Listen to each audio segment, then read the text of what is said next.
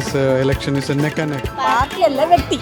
We are very much proud of our state. UDF is going to make a comeback. Communist Party और आने वाला है. Kerala UDF. Change. Nobody is liking to continue the same government always. That is one feature of democracy.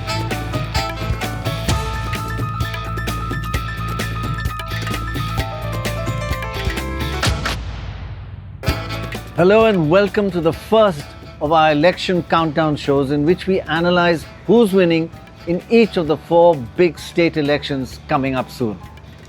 Our psephology is based on my colleagues and I traveling around each state and speaking with voters in villages, towns and cities.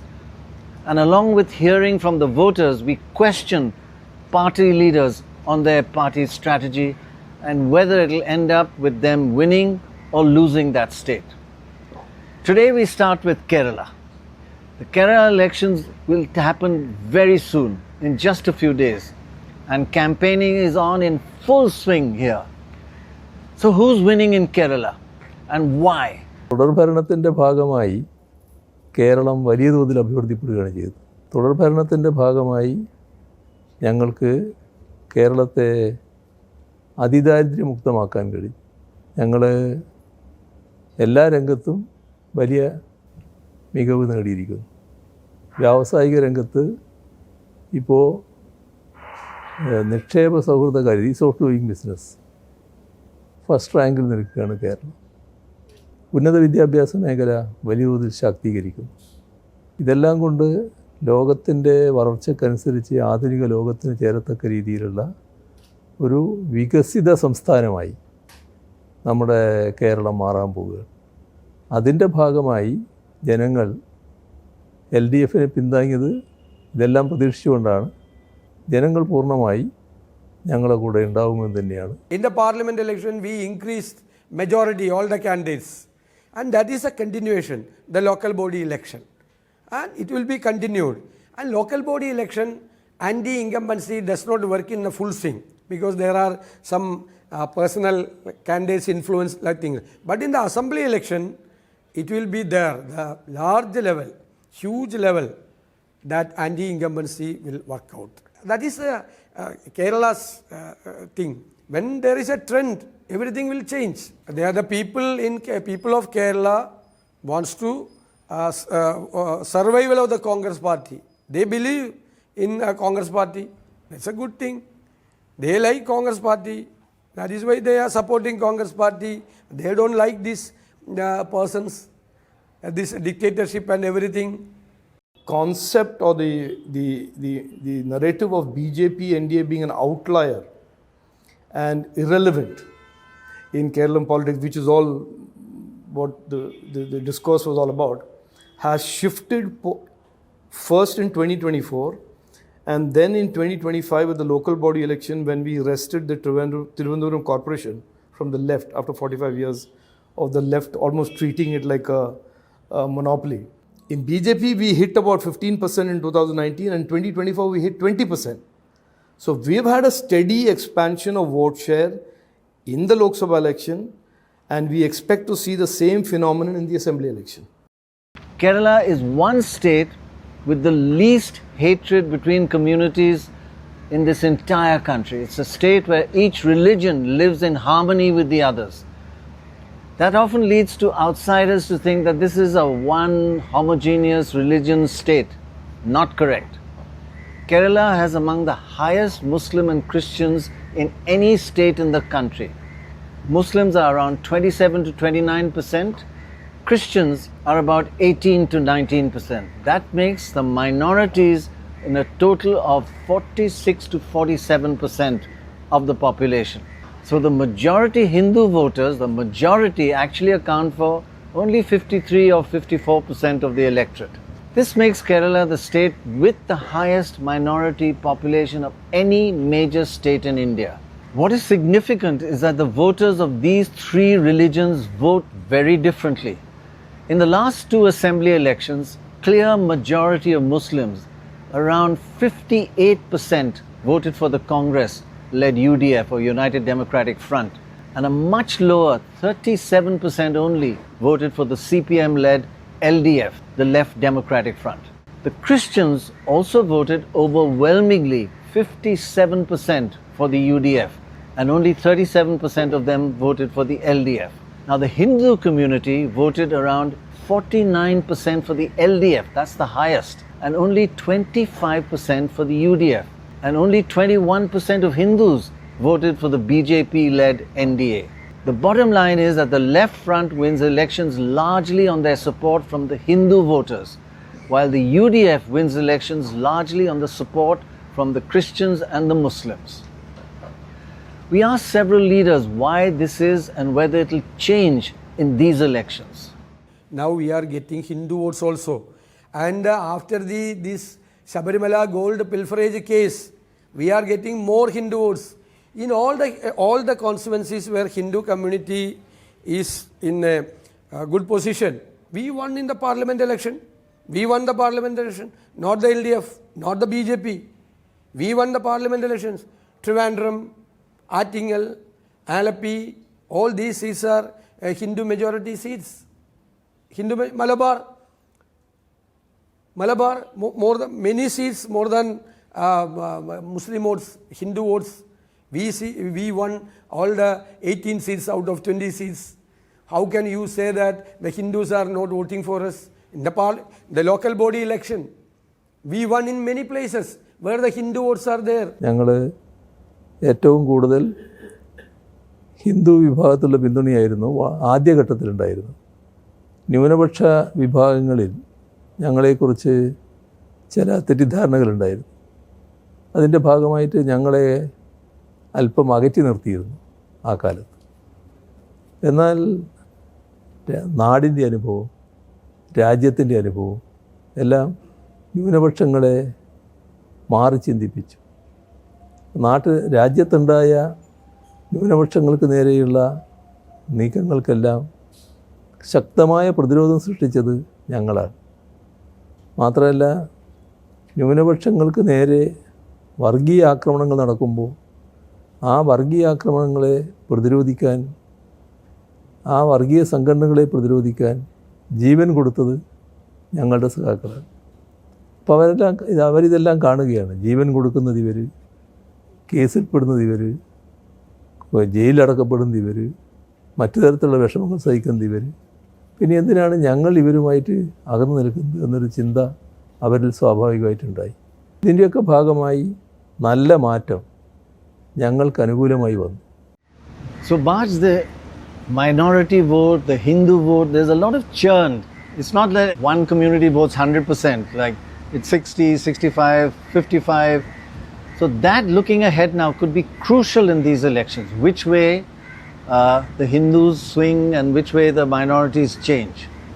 I think for the left front, which lost ground from 21 to 24 and again in these local body elections, I think for them, they feel, yes, they may have lost some upper caste Hindu support, but they've also lost support amongst minorities, and they're concerned that they need to get back some of that, because it can't be that the UDF gets all their support, then the seats become very hard for them to win. Do you feel it's that the communities themselves are changing in order to get wider support and change the nature of the electorate in a way in Kerala?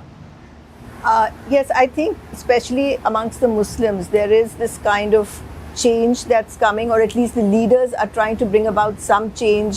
For instance, the Muslim League has put up 2 women candidates for the first time. One of them is a Hindu in a general seat. Now, there has also been dissent over this, with a section of the league saying that we are against this, and they've asked their supporters to back the left front government or the LDF. So they are trying to change, they are trying to see how best they can get their people out to vote, especially given the background of the war in the Gulf, which means there is a crunch of money, funds, as well as people who charter flights to come and vote, especially amongst the Muslims. The region where the Muslim voters are the highest is the north central area, widely known as Malappuram and surrounding areas. Here, Muslims are 57% of the voter population, and as a result, the UDF gets the highest vote at 49%, way above its all Kerala average. Compared with the LDF, gets 40%, so 49 to 40. Also, the UDF in this region wins 17 out of the 20 seats, compared with only 3 out of the 20 for the LDF. This makes the IUML, the Indian Union Muslim League, who's contesting 26 seats, as an ally of the UDF and a major player in these elections. The IUML is a very important part of the UDF. Do you have any special priorities or that are different from the UDF that you need to tell the people, because you do represent a very important community in the state of Kerala? Yes, definitely, because everywhere you can see the minority politics. Why is this minority politics being played out? Because the majoritarian parties will not cater to the needs of the minorities. So this has been happening. But then the politics in Kerala is slightly different from the politics in the north of India, particularly the minority politics.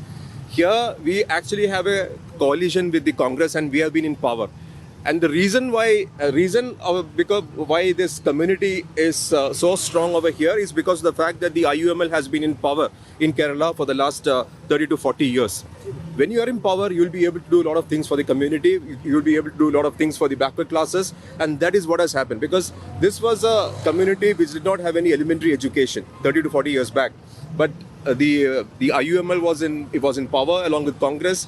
A lot of educational institutions were brought in because of that particular setup, and that is how the community has progressed. Now you can actually see, you can't even differentiate between a minority community and a majority community over here in Kerala, and that is the beauty of Kerala. My assessment today, and this is my assessment, so obviously it's biased and it's obviously not unbiased, is that they are stuck at around 40-45. A large part of that 40-45 is Muslim League seats. The only sure winner in the UDF today is the Muslim League. And I'll tell you why there too. The Muslim League has stitched a nice coalition where Jamaat-e-Islami and the SDPI are now part of the coalition with Indian Union Muslim League. So in the past where the Muslim vote used to get divided, their assumption is that that will not get divided in these elections. And so they will do well in that belt, is my understanding. So you had long conversations, Uma, with the IML leaders. And one thing, they're all very clear that we are not demanding Deputy Chief Minister, we are not demanding ministers, but we don't know how far that's true. But are they emerging as a key player in this election? Very clearly, yes. For the IUML to say that we are not demanding, we don't have any tacit understanding, is part of that effort to ensure that the Christian community does not feel threatened that these people are going to walk away with all key portfolios or even a deputy chief minister post. So the IUML is positioning itself very carefully, not even as a communal organization. They wanted to be a secular organization, like Shikha mentioned, bringing in women, bringing in a non-Muslim community person to contest there. In fact, there are some people who feel that the IUML is likely to have a very high strike rate. And that is causing some dissension amongst the Christian community. Right. And they feel some of it might shift to the LDF to keep, because they're worried about the Jamaat, not about the IUML. The region where the Christians are strongest is the south central part of Kerala. The Christians here are 39% of the population. And as a result, the vote for the UDF is a high 41%, just 2% behind the LDF. Is there unity in the way the community will vote? Because now the BJP also is reaching out to the community, talking about perhaps that the UDF is giving more priority or maybe prioritizing the Muslims community instead of the Christians. Yeah, we are a community which is always having a policy of equidistance. Our official policy is equidistance in all elections. Equidistance means depending on the policies and values. So we will put our demands before the government, before the fronts, and how they are reacting to it. On the basis of it, we'll provide the distance. Distance may change from equidistance to, there may be variation, but that depends on the values and the policies taken by the fronts. Traditionally, the understanding seems to be that the UDF has the majority of the Christian vote. Yes, Traditionally, the Christians, especially the Latin Catholics and Syro Malabar, etc., they were in favor of the Congress. But during the last election, it was not like that, I think. Last election, there was no conventional votes for UDF from the part of Christian minorities. And that has been changed now. That scenario is not in existence now. And comparing to the last Name Sabha election, the assembly election, and the coming assembly election, there may be a difference from the part of this minority community among Christians. Two trends that are emerging, and one is new trends, which is the Christians are becoming suddenly anti-Muslim. Never used to be. Is that a worrying trend? See, there is an opportunistic class also everywhere. So when they feel that to be closer to BJP gets you all these favors, naturally there is a tendency to gravitate towards BJP. So I see a section of the Christian community, certainly there are certain faces now who have been fielded, often the Christian community aligned with BJP. Another aspect which you said, that Islamophobia, anti-Muslim feelings which have been whipped up, has its impact in the Christian community also. And the global politics also has played a havoc in that. Globally, there is a campaign against the Muslims. And many of Malayalis residing elsewhere, say in Europe or in US or elsewhere, are influenced. And every day, your daily chores are actually influenced by your brothers or sisters elsewhere also. If I look at my WhatsApp, 50% of the WhatsApp would have emanated elsewhere. What about the financial rise of the Muslim community? That also is a factor. Last 30 years, there is a profound impact that has happened to the Muslim society. Education, awareness, and also on economic factors. And I do appreciate that, because the money with which they generated elsewhere, they bring into Kerala, they invest here. So that will benefit them only. So many a time people complain to me, look, the best institutions, best hospitals have gone to Muslims. I say, it's good. Somebody who goes to UAE or Gulf countries, they do business, and if they make some surplus out of it, they bring it to Kerala, invest here. And the economic momentum that is created in Kerala, that has helped everybody. It's not that one community has been left out. So even if the investment that is being done by the Muslim community here, it has got so much of impact for others also.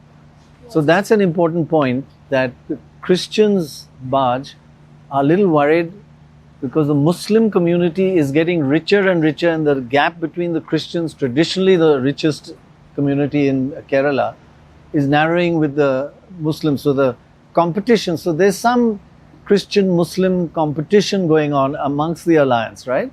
Yeah, the Christians have been one of the dominant communities in Kerala. The Muslims have not. Now that they've got richer with Gulf money, there is an issue there. But the Christians are not one community, and they're not as united as they may be perceived to be. There are many different churches, if you like, from Latin to Orthodox Syrian Christian, each having slightly different positions on. But they all seem to come together for the UDF at election time. That seems to happen. I spoke to the Latin Catholic Association president, and he was mentioning that yes, over the last few years, at least 3 to 4 years, there has been a lot of propaganda on their social media channels talking about this love jihad, talking about issues that could be perceived as this Islamophobia being spread among the people. But he says it doesn't have so much of a resonance as it is being made out to be. But yes, there is a minority section that is buying into that argument and worried about what is happening on these kind of fronts. Like you mentioned, yes, there is a Syrian Christian, the dominant group, of people, 23 lakh. Then there is a Latin Catholic the Syrian Christian actually is the Rubber, Kottayam, that belt of more well-to-do Christians. The Latin Catholic is the fishermen coastal belt and others, which are again, as you said, looking to the UDF perhaps more this time than they did the last time, is what he seemed to suggest. Just one point that I'd like to make is that the LDF has tried to strike a balance between the Christian and the Muslim communities. For instance, if you look at the government employees, The number of Christian and Muslim government employees are approximately the same, 70,000 plus, compared, of course, to the... Although the Muslims are 28% and the Christians are 18%. Exactly. They are about 75,000. Finally, the regions where the Hindus have the highest concentration are one in the coastal northern area where they are 60% of the voter population. Here the LDF does best with 48% of the vote, a huge 10% above the UDF's 38%. The second area where Hindus are concentrated is the central belt with 63% Hindu voters. The impact of that is the LDF wins 48% of the vote in this area, a sizable 14% ahead of the UDF, which got 34%. And the third region where the Hindus are most concentrated is in the south, where Hindu voters are a high 67%. The result is the LDF wins 45% of the vote, 8% ahead of the UDF's 37%. ഇന്ന് അങ്ങ് പറഞ്ഞ രീതിയിൽ ഹിന്ദു വിഭാഗം നല്ല തോതിൽ LDFനെയും CPIMനെയും പിന്താങ്ങുന്നുണ്ടെന്നുള്ളത് ശരിയാണ്. ആ പിന്തുണ ഇപ്പോഴും തുടരുന്നുണ്ട്. ഇതിനെയൊക്കെ ഏത് തരത്തിൽ ദുർബലപ്പെടുത്തി CPIMനെയും ഇടതുപക്ഷത്തെയും LDFനെയും ദുർബലപ്പെടുത്താം എന്നതാണ് കോൺഗ്രസും BJPയും നോക്കുന്നത്. From 2005 onwards, many social groups left from UDF to other sides. Some voters has gone to BJP, some for LDF. But we analyzed it in 21 onwards. We started a work. Now 90% of that groups, those who left from UDF for the last 20 years, came back. That is why we got a wonderful victory in the local body election. The Pathanamthitta, Idukki, Kottayam and this Ernakulam, many seats, Calicut, Kollam, we got more seats. Because Hindu areas also, we won with very good margin. We got 4 corporations out of 6. We got more than 65% municipalities in Kerala. We are going to every home and we are presenting them with a vision, a compelling vision of what we can do for Kerala, what was done for India in the last 12 years. And whether it's a Muslim home or a Christian home or a Hindu home or an SC home or a coastal home or a plantation home, we go there and tell them. I mean, we have done an expansive Muslim outreach. Muslims traditionally vote for the LDF in the north and the UDF in the center and the south. But we have an outreach that is pan-Kerala, and we are taking the same message to them as well. So it's actually quite fascinating that the Hindus are voting for the LDF. Why is that? What's the basis of that support? One of the community which has always backed the left front or the CPM have been the Edwas. So it is important for Mr. Vijayan to keep his hold on this community, and that is why he has been making these overtures to Mr. Vellapalli Nateshan and other caste leaders associated with the Edwas. The BJP has been quite clever, although it has not shown up in the elections so far, that they have appointed people from the Edwa community as their faces at the grassroots levels, as the leaders of the community, in order to make inroads into the community. So at the grassroots levels, a lot of the faces of the BJP leaders are from the Edwa community. Another fascinating pattern about Kerala elections is the revolving door for governments. In and out every election. Over the last 50 years, yes, 5 decades of elections, every party in power has been thrown out by the voters in the next election. Anti-incumbency to an extreme. Then this suddenly changed 50 years later in 2021. For the first time in 50 years, the LDF was re-elected to power. But interestingly, while there has been almost non-stop anti-incumbency for governments in power, there's also been pro-incumbency for individual MLAs. Even in 2016, when the UDF government was thrown out, as many as 71% of sitting MLAs who contested again were voted back. 71%. Voter anger against the government, but MLAs remain popular. This pro-incumbency for MLAs in Kerala is much higher than in other states of India, where only 50% of sitting MLAs are contesting again are voted back. We asked voters about this and other issues in these elections. For past 10 years, there's a lot of development in all sectors in Kerala. And even without the support from the central government, they are doing very good job. നമുക്ക് കുറച്ചുകൂടി മോദിയുടെ ഒരു ഫാൻസാണ് ഞാൻ തീർച്ചയായിട്ടും. പക്ഷെ കേരളത്തിൽ അങ്ങോട്ട് ആകണമെങ്കിൽ കുറച്ചുകൂടിയൊക്കെ വ്യത്യാസം വരാനുണ്ട്. The Marxist party headed by Pinarayi Vijayan, and it is a kind of autocracy. People are looking for change. They are very. கண்டிப்பா UDF வருவேன். എന്താ 10 വർഷത്തെ ഭരണം പൊതിച്ചെടുക്കും. Change because nobody is liking to continue the same government always. That is one feature of democracy. So it is very necessary to change. A change is necessary, very urgent. Madam, very change. Change is required. Okay. What about you? I also support that statement. Regarding election, I think this time most probably UDF is going to make a comeback, because for last 10 years LDF is in the regime, but due to so many issues, I think Congress is making a huge comeback. एक अभी जो leading party है ना, वो अभी change होने वाला है. मतलब चेंज होने का मौका है. हम तो चेंज होने का दिल कर रहा है. मतलब अभी 10 साल से वो लोग कर रहा है, फिर भी वो लोग का मतलब फिर भी कंटिन्यूस वो लोग भी आता है, तो हमको उतना अच्छा नहीं लग रहा है. ഞാൻ BJP ഞാൻ അതുകൊണ്ട് BJP ഇത്ര നാൾ അവർ ഭരിച്ചില്ലേ LDF, ഇനി BJP ഭരിക്കട്ടെ കുറച്ച് നാൾ. कम्युनिस्ट पार्टी और आने वाला है. मतलब 10 साल से अच्छा ही किया है, कोई कमी नहीं है. പിണറായി സർക്കാർ തന്നെ വരും, അത് ഉറപ്പാണ്. വീണ്ടും ഇനി 5 വർഷവും കൂടെ വരാൻ സാധ്യതയാണ്. இங்க பாலக்காடுலயா கேரளாலயேவா? கேரளா LDF அவங்க தான் பினராயி தான். நீங்க பினராயி சப்போர்ட்டரா? நான் சப்போர்ட் இல்ல, நான் பினராயி சப்போர்ட். ஆனா அவங்க தான் வருவாங்கன்னு. யாரு வந்தாலும் சாதாரண மக்களுக்கு இதே போலത്തെ கண்டிஷன் தானே. கேஸ் இல்லை, இது இல்லைன்னு ரொம்ப ப்ராப்ளம் தானே இருக்கு. அப்படிதான் இருக்கு. லாக்டவுனுக்கு போயிட்டு இருக்குன்னு சொல்லி என்ன ஆகுன்னு தெரியல. First solar airport, first water metro.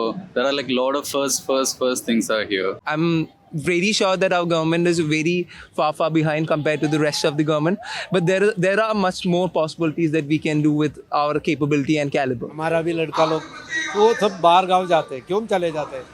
अपना केरला में ऐसे कुछ नौकरी का प्रॉब्लम होता है. भी मैं भी इधर नहीं है, बाहर गांव में जाते हैं. क्यों? हम लोग को भी 10 साल से मैं बाहर गांव में बहुत कोशिश किया तो होता ही नहीं. കേരളത്തിൽ UDF ഭരിക്കും. எதனால LDF வேண்டாம்? LDF വേണ്ടെന്ന് പറഞ്ഞ് ജനങ്ങൾക്ക് അറിയാല്ല. ആകെ പട്ടിണിപ്പാടായി ജനങ്ങൾ മൊത്തം. അത് തന്നെ മെയിൻ കാര്യം. நாங்க நிறைய வெல்ஃபேர் பண்ணிருக்கோம், பென்ஷன்ஸ் கொடுக்கறோம் அப்படிங்கறாங்க இல்லையா? അതൊക്കെ ഇപ്പം എത്ര പേര് ഇത്ര മാസം കൊടുക്കാത്തത്. ഇപ്പം ഈ അവസാന സമയത്ത് മാത്രം വന്നിട്ട് ഇത് കുറേ കാര്യങ്ങൾ അങ്ങോട്ട് പറയും. അല്ലാതെ ജനങ്ങൾ നരയിക്കണമെന്ന് ആരെങ്കിലും അറിയണ്ട. ഇവർക്കൊക്കെ അവിടെ പോയിരുന്ന് അങ്ങോട്ട് ഭരിച്ചാൽ മതി. ജനങ്ങളുടെ പാവപ്പെട്ട ഒരാൾക്കാരുടെ കാര്യം. So, Dorab, explain that. Why is there so much anti-incumbency over 50 years? Just in, out. But sitting MLAs get re-elected 71% of the time. This contradiction between voters not liking the governments but liking their local MLA. I think while it's called a communist government, both the governments govern in a fairly similar way. So give the next guy a chance, this guy a chance. It's actually almost become a tradition. There was no logical reason for it. It became a tradition until Mr. Pinarayi Vijayan broke that tradition. Yeah. But there is no logic to it. It's just people move, and I think MLAs also here stick around for very long. They don't move. So if they're nominated, don't forget, 71% means 29% lose. They get new MLAs too. So there is a core of old MLAs who never seem to retire, and then a certain number of new ones. The old ones often are related to Christian dominations, to Muslim areas, to Hindu castes. So they are depend upon their caste religion votes. So they are unlikely to lose. So Baj, in terms of this revolving door, I mean, we don't see it in other states. It's just such a pattern here. It's changed this time after 50 years. Is it going to happen again? When we were talking to Congress leaders, they said the reason that in 2021 the CPM came back, one was because they handled COVID well. But the other was that they were not strong enough on the ground. They don't have a good cadre and things. And during COVID, campaigning and etc. was much more restricted. So it was much easier for the CPM left front to mobilize. So maybe 21 is an aberration, and you will see a change because people here do want change. Now, while the two major alliances, the UDF and the LDF, dominate Kerala politics, there's a lot of conjecture and discussion about the possible rise of the BJP or the NDA in Kerala. The BJP has been a minor peripheral force in the state till 2011. The BJP saw its biggest rise between 2011 and 2016, when its vote percentage went up sharply from 6% to 15%. But that was not sustained. Between 2016 and 2021 elections, the NDA vote actually fell from 15% to just over 13%. While the BJP seems to have hit a plateau in assembly elections, its support continued to rise in Lok Sabha elections. Between 2019 and 2024 Lok Sabha, the BJP vote increased sharply, rising from 15.6 to an impressive 19.4%. Now, where did the BJP votes come from? Interestingly, the BJP gained a substantial vote from the Hindu upper caste who had earlier voted for LDF as part of its Hindu vote base. Between Lok Sabha election 2019 and 2024, the BJP vote among the upper caste Hindus went up from 28 to 40%, an increase of 12%. Clearly, this rise in upper caste Hindu support for the BJP came from the LDF. We saw the upper caste Hindu vote fall from 35% down to 22%, a drop of 13%. During these two elections, the UDF support amongst Hindus did not fall. You see, the expanding influence of BJP in certain areas of Kerala, we are really worried about. It's not because we are losing some corporation or some local body, but we don't consider BJP as another political party. This is a party with a very poisonous political program of dividing the people that we are seeing every part of the country. And here Kerala has been performing extremely well in taking care of the threats from the communal BJP. I very seriously feel that there had been some underhand dealing between BJP and non-left political parties, especially UDF. Now, I think today what the LDF and the Congress is faced with is, in the absence of anything to say, they will go back to, and we saw this now starting 4 days ago, the CPM has jumped in and said the Congress is BJP's B team, and the Congress has jumped in and said the CPM is BJP's B team. So one thing is established in the minds of both, that we are the A team. 2021 onwards in Kerala, there is a secret understanding between BJP and CPM. Because Narendra Modi wants Congress Mukta Bharat. Pinarayi Vijayan wants the government should continue. So both of them having a common agenda to keep Congress away from the power. So that is very evident. Before the BJP began its 10% plus rise in Kerala, two things have happened. Earlier, in both Lok Sabha and Vidhan Sabha elections, both the fronts used to get around 40%. Some guy got 1% more, 1% less. After the BJP's climb has begun, in the Vidhan Sabha, the United Democratic Front has not got 40% ever. Right. In Very the Lok interesting. Sabha, the left Democratic Front has not got over 40% all. These were 44 years. And suddenly with the rise of the BJP, in one case, it is hitting the UDF in local elections. In the Lok Sabha, it is hitting the LDF. BJP per se is present only in pockets, whether it's a Palakkad, a Thrissur, some areas, Trivandrum, thus urban pockets where they are promising prosperity, growth, or part of that India narrative, which is development. The one recent election that has caused major waves is the local body elections in 2025, not long ago. In the Panchayat and municipal elections, the CPM-led LDF, the Left and Democratic Front, was convincingly defeated by the Congress-led UDF. In most regions of the states, that's what happened. The UDF swept the Gram Panchayat elections, winning 505 of the 941 seats, that is 54%, compared with only 36% of the seats won by the CPM. Similarly, the UDF won 52% of the block panchayat and hit a high in the municipality, winning 62% of the seats compared with only 32% won by the CPM-led LDF.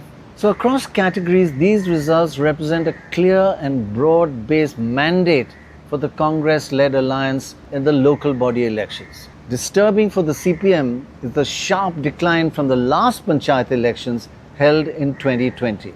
The LDF dropped from 580 seats in the Gram Panchayat in 2020 down to only 340 seats in 2025. In fact, the number of seats won by the LDF dropped in every category in these local body elections. Now, a closer look at the last three assembly elections versus local body elections reveals a consistent pattern. The CPM-led Left Front does much better in assembly elections held just 6 months after the local body elections were held. In the 2010-11 elections, the left had a 5.4% higher vote in the assembly elections compared to the local body elections. In 2015-16, it got 5.7% higher vote in the assembly elections than the local body elections, which were held just 6 months earlier. In 2021, it increased its vote by a smaller 4.1% higher in the assembly than in the local body. The Congress-led UDF also improves its vote at the assembly elections compared to the local body, but by a much smaller percentage than the left. The BJP has very little change in support between assembly and local body and remains marginally peripheral. On average, over the last 3 elections, the support for the left rises by 5.1% on average in the assembly elections compared to the local body elections. The UDF support goes up by only 1.4%. So while the BJP support stays more or less the same, these gains primarily come from voters who supported independents and small parties in the local body elections, then they switch to the main parties in the assembly elections. Their vote share dropped by 6.4% in assembly elections as they shift their support towards major alliances. If this historical pattern repeats itself, and that's a big if in the 2026 elections, the apparent UDF advantage in local body elections in 2025 could narrow dramatically. The Congress did much better than the left in the recent local body elections, as we just said, but will this Congress winning margin be enough for it to win the coming assembly elections? Especially if the normal higher vote percentage that the LDF gets in assembly elections repeats itself. While the left won only 36.3% in the local body elections, it averaged an increase of 5.1% in assemblies, which, if this happens again, would take the left to 41.4% in the assembly election, while the UDF would go from 41.2% in the local body elections to just 42.6%. The left's 41.4% versus the UDF's 42.6% could make these elections in 2026 a much closer fight than the local body election results would suggest. In a nutshell, if the usual pattern repeats itself this year, this could potentially result in a margin of victory in the assembly elections of only 1.2% compared with 4.9% margin in the local body elections. A very close fight is ahead. Despite all this, we lost the local government election. The conclusion I draw is that we lost the propaganda war. Kerala is the most media savvy state in India. Our media penetration, print media, would be 5 times the national average. Okay. Day in and day out, the kind of anti-government propaganda going on is unimaginable. Second was, for example, SIR. That was interpreted as something that Kerala government is undertaking to the minority communities, particularly Muslim community. These are some things which emerged only later, kind of. A fear psychosis has come into the minority communities So much so, they look forward to political parties that could contribute at national level. So we lost the loss-of elections very badly. There was a shift. See, Kerala, only 30% of the minorities support the left. So we have only 1/3, 30% support. It went down to about 25% in the loss of election. So in the local body election, an improvement came out, but not sufficient to keep the earlier position we had achieved. So, which is this handicap that we are going into the action. So the LDF, the data shows, did very badly in the local body elections. But it always does much better in the following assembly elections, only 6 months later. Why is that? Why do they suddenly improve at assembly election time? I think one of the reasons is that, which you had mentioned earlier, is that the MLAs are very popular on the ground. This is also true of the UDF, but more of the LDF, and that is why they are repeating so many of the sitting MLAs, and they've always done that. If there is any issue of anti-incumbency, it's with the way the chief minister and the cabinet ministers work rather than with the MLAs. And so I think they do better in the assembly elections. I think there's also local issues come to the fore more in local elections, and it's not necessary that the two are connected. People may feel you're better at ruling the state than you are running a municipality. So Uma, given that the history of them doing better at assembly than local body election always have, is this therefore not going to be a repeat of the local body election, and it's going to be a close fight, and why? There are two things here. One, of course, that in a local body election as compared to an assembly election, the assembly election, you need more structure down till the booth level to be able to get your people to come and vote. And yes, the issues are going to be very different for a local body election and an assembly election. The feeling that Pinarayi Vijayan is a strong leader who has been a crisis manager, very good crisis manager. And the other side, even if you talk about arrogance or otherwise, but people seem to think that he performed well. And therefore, you will move away from your immediate issues, local issues, and move to a leadership issue. So Dorab, is Kaante ki takkar? Well, we always say Kaante ki takkar, in the end it lands up as a landslide. So let us start with the Kaante ki takkar. Let's see what we'll end up with. Only time will tell. Only time will tell, because I think it will be a 3, 4, 5% difference in the end. The people who are... But it all depends. Yes, it depends very much on what happens. Now, what are the other voter characteristics in Kerala apart from religion and local body elections? First, the rural-urban divide makes, frankly, no difference to voting behavior. In both rural and urban areas, the LDF won about 70% of the seats and the UDF around 30%. Now, what about women voters? Do they vote differently from men like in many other states? Once again, men and women voters in Kerala vote in a very similar fashion. 45% of men and women both vote for the UDF. Men and women support for the LDF is also similar at around 33%. So one of the interesting points in Kerala is rural-urban doesn't matter, same percentage votes. Men, women vote the same way, but people are really trying to woo, the parties are trying to woo women. But historical pattern shows they vote the same way as men, unlike in many other states where there are differences. Why is that? One of the things is that the digital penetration is so high, and the language, even though people may be not English conversant, but even the local media, the local social media channels are so high, and that's one reason why rural-urban you won't find that kind of a difference. Plus the gender as well. Women are also equally literate here, and they are watching media channels, they are watching those spaces, and therefore the perceptions that they gather or the opinions that they get at the end of it, I think that's the reason why you don't see a difference in the voting patterns, that men are going to be different, women so much more. I also think that because especially the left is a cadre-based party, it really doesn't matter whether the gender doesn't matter, it's the ideology that matters.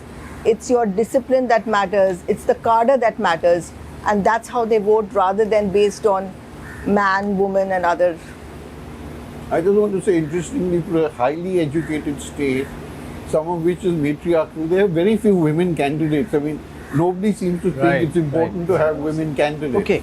No, also there is no rural-urban really in Kerala. It's one long strip. Yes. You're running from rural to urban. Right. And also literacy is so high that, today women are in every other way on par. So there is no reason to believe that, there are women staying at home and, dependent upon the husbands. They are working. And so, I think it's a much more equal society in every way. Right. The human in the body, human index, developed index shows that in Kerala, it's at European standards. Yeah, very high, very good, yeah. So Dorab, as you always do, just point out to us the more interesting contests, the big personalities, what you call the heavyweights in this election. What I'll try and do is I'll do them sort of party-wise, starting with the youngest party, which is the BJP. President Rajiv Chandrasekhar was ex-minister of the centre, Rajya Sabha MP, lost the Trivandrum election to Shashi Tharoor. He is now standing from Nemam. Now, Nemam is a very sentimental constituency for them. It's the first constituency the BJP ever won. It was won by O. Rajagopal in 2016. O. Rajagopal has been standing for elections in 1970, the first time he got in. And he had been a central minister. Mr. Bajpai had got him into the Rajya Sabha. Now, there's a man called Mr. Sivan Kutti. Mr. Rajagopal beat Mr. Sivan Kutti. Next time Mr. Sivan Kutti beat Mr. Rajagopal. Mr. Sivan Kutti again beat Mr. Rajagopal. So now, Rajiv Chandrasekhar, the president of the local BJP, is taking on Mr. Sivan Kutti. The difference in the votes is pretty small, 2-3-4%. Now let's move to Padmaja Venugopal. Now this is a very interesting thing. She is standing from Thrissur. Her father, by BJP, her father was the chief minister of Kerala, Congress. Last time she stood at Congress and lost by about 700 votes. So one would think she'd want to stand again as Congress, but no. The number 3 guy was a guy called Mr. Gopi, who became a cabinet minister in the parliament now. So she thinks that if she goes to the BJP, she'll get the Congress vote. Mr. Gopi is a very popular man. So she abandoned the party, leaving her brother behind, by the way, in the Congress, in case one of them wins and one of them loses.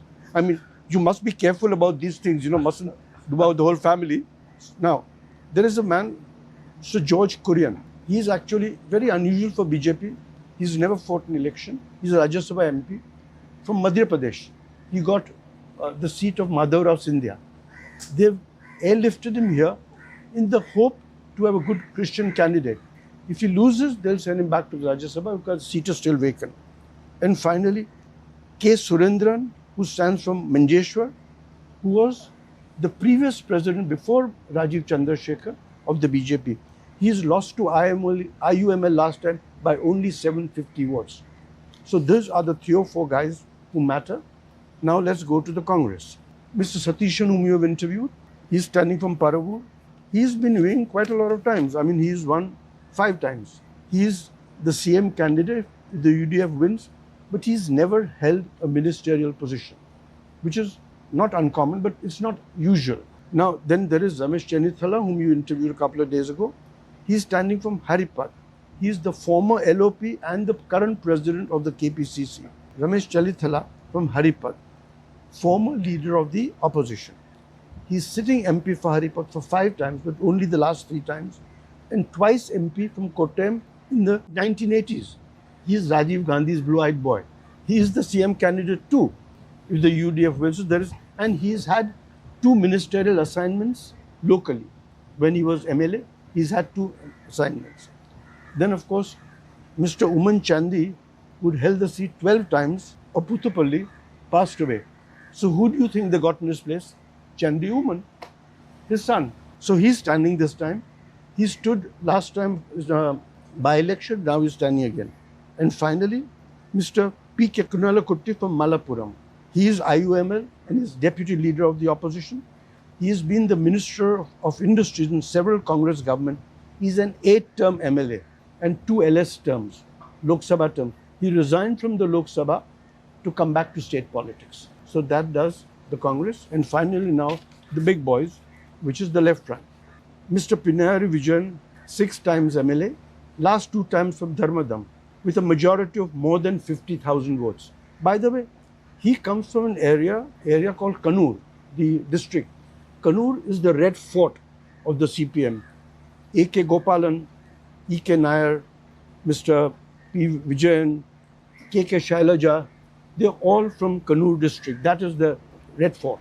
We have another heavyweight, CPM heavyweight, in K.N. Balagopal. Mr. Balagopal is currently the Minister of Finance in the Kerala government, a job that he took over from Thomas Isaac. Mr. Balagopal won the Kottarakara seat in 2021.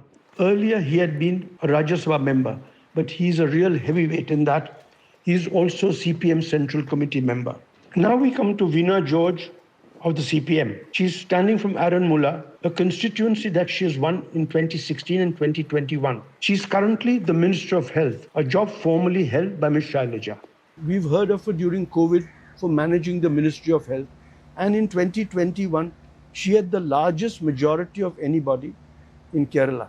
So as a result, they dropped her as Health Minister because she had the largest majority.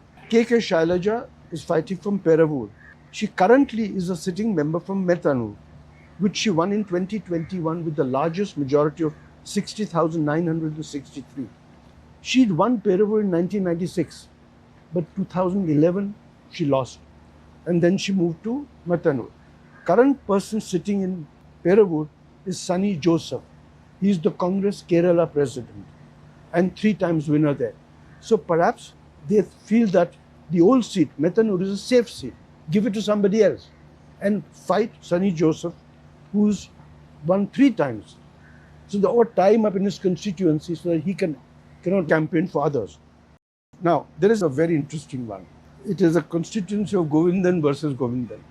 The gentleman called M.B. Govindan, who's the secretary, state secretary of the CPM and sitting MLA from Talirampa. He's won the seat 3 times, but twice in the 90s and one now. So Mr. K.T. Govindan said, "Arey yaar, give somebody else a go." So then what they decided was that to sidestep this, they said, let us have a woman candidate this time. And who do you think was the woman candidate? M.B. Govindan's wife. So the communists are now becoming, as I said 25 years ago in a program, there is only one party in this country, the Indian National Congress. The rest are Mulayam touch, saffron touch. Probably the communists were an exception, but now they're succumbing to husbands, wives, children. So as a result, Mr. T.K. Ganeshan is rebel and is supported by the UDF. Finally, there is Sudhakaran, Ambal Puza. He has a problem, people say, with Mr. Vijayan. So he hasn't got a ticket. So he's standing as a rebel. This time there are 4 people from CPIM standing as rebels. Now the question is, what happens if they win as independents? Are they tied to a whip? Can they move back to CPM if the numbers are required? So we don't know. But that is the story of the heavyweights of Kerala. Now finally for the opinion poll forecast this time. If we look at the poll of all credible opinion polls, it looks like this. Poll forecasts a very, very close fight. In fact, it doesn't get closer than this. The UDF is forecast to get 66 seats, the LDF 65 seats, and the BJP 6 seats, and others like independents and small parties 3 seats. And the history of opinion polls in Kerala is quite impressive. Accuracy of Kerala opinion and exit polls is very high compared to other states. Over the last 25 years, looking at 58 credible pollsters, the correct winner has been forecast over 90% of the time. They got it right 90% of the time. In fact, a 90% accuracy rate is excellent. Okay, last comments. Uma, why don't you start? Just a summary of what you feel from all that your travels have shown you. So the slogans of the 3 main contenders, even if we say BJP is not a main contender, seem to reflect their positions here. LDF says Mattarundo LDF allade, which means that we are open, defiant, we are here asking you to continue with this government. The Congress is saying Puduyuga Yatra, which means we are bringing you change, which is what the people must have, and therefore the Yatra that V.D. Satishan had conducted all through Kerala and that had a resonance, that is something that they are going with. The third one, of course, is BJP. They will say that the change should come now.